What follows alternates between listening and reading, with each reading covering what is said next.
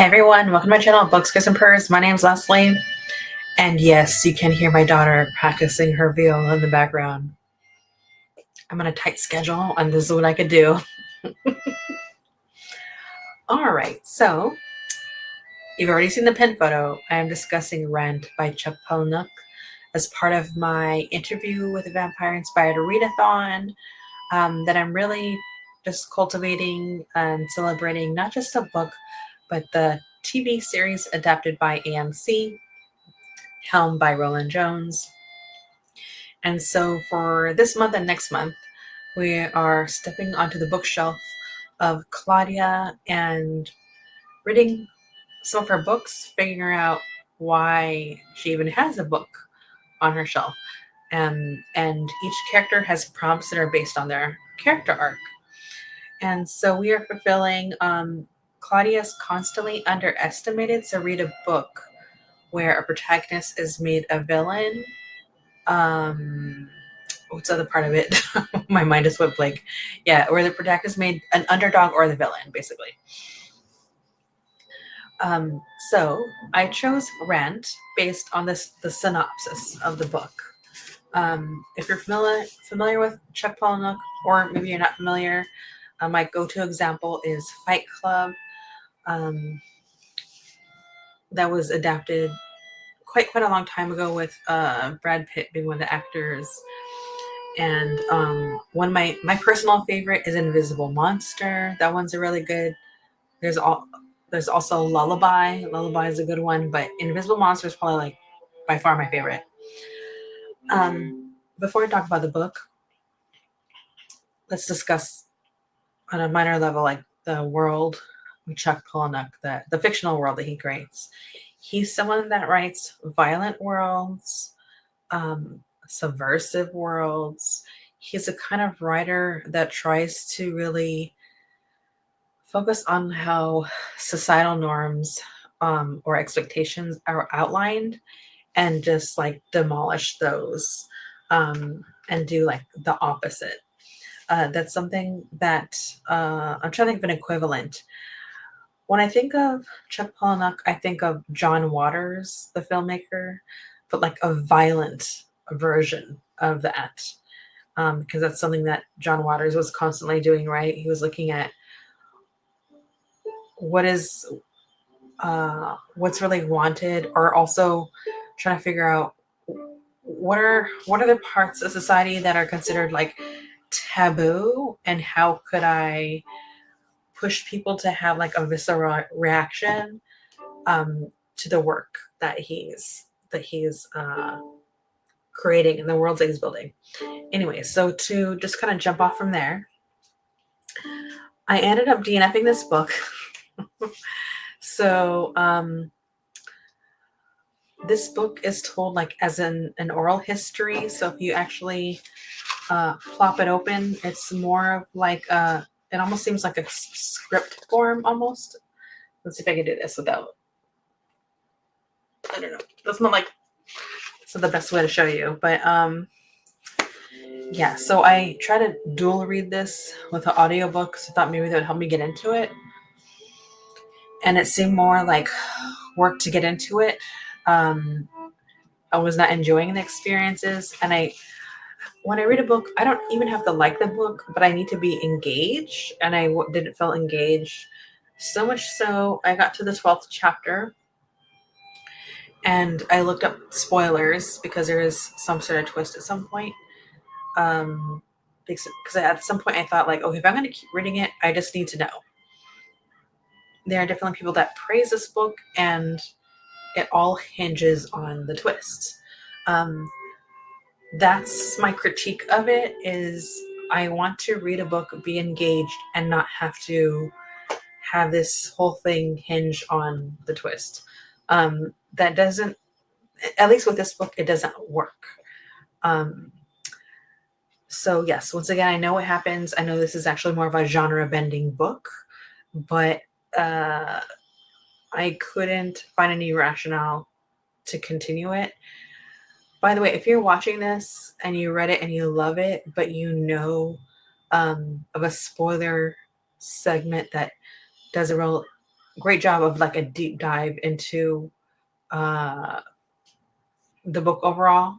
Spoilers included. Please let me know because I was looking, and yeah, I know what the spoiler is, but I need a deeper context of why. Um, I have to care, and at no point did I feel like I cared about any of the characters. Yeah, so it just felt like we're going on the journey of an interview, but I'm not really caring about any of the characters. And I understand, like, because of the twist, what's really going on is it's like the authors has so much like breadcrumbs throughout that would wow a person and into understanding that he's kind of he's kind of almost pulling like a red herring with the narrative in a way, for lack of a better words. Again, it's not enough for me. So if you like this, please let me know why, because I missed the boat. And so yes, I also picked this book. I should talk about this because of synopsis. So the main character, Rant Casey, um, just maybe the most efficient serial killer of our time, a high school rebel, escapes from his small town home for the big city where he becomes the leader of an urban demolition derby called Party Crashing. Brant Casey will die a spectacular highway death, after which his friends gather the testimony needed to build an oral history of his short, violent life.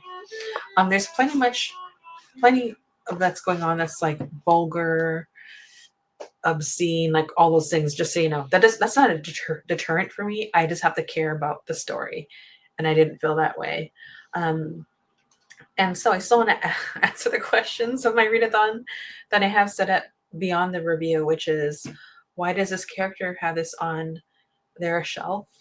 Um, this is a character that lived a fast and violent life, and I think that's something that Claudia can relate to as someone that was turned into a vampire without their consent, and were basically told, well, now that you're born into this thing, you really are a monster, and being a monster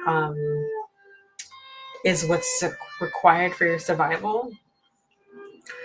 This character in the book seems more like a chaos monster, but I also think that's something that Claudia could relate to because she's suspended in a teenager's body with all the ups and downs of what that is hormonally, and that's um, beyond her control. And so I think there's a lot of that this character is actually going through. Um, did the did this book recontextualize the character of Claudia for me? Um, Not necessarily. Did not recontextualize, but just kind of reinforce that no one was really championing her until Madeline. Beyond that, other people in her life expected her to be something, um, to serve their, let's say for Louis, to serve as a function of his redemption, which the only person that could be responsible for Louis' redemption is himself. Um, and for Lestat and Louis, she was like this family member, this kind of like band-aid to their relationship that was just incredibly topsy-turvy. And so they're making her things that weren't really her responsibility, um, for her to be, basically. What book would I recommend? Claudia, you know what? Nisi from Nisi Reads is currently reading Anne of Green Gables. She reads a chapter a night, Monday through Friday, because it's a book that's in the, what do you call it, in the public domain. And so I wish that Claudia had a chance to read that book. Just someone that has this optimism, and hope, and also example of other people that love them, um, and and how like community can have an impact, because she just did not have that. Like Claudia did not have a community behind her. So that's it for my book review of Rent and its connection to Claudia, or lack thereof, because I didn't finish the book. Let me know if you also DNF this book and the reasons why. Thank you for even indulging me in this. I will be creating a post so you know what book I'm reading next for the readathon. So I love you. Remember that life is chaos. Be kind to others, be kind to yourself, and read more books. Bye.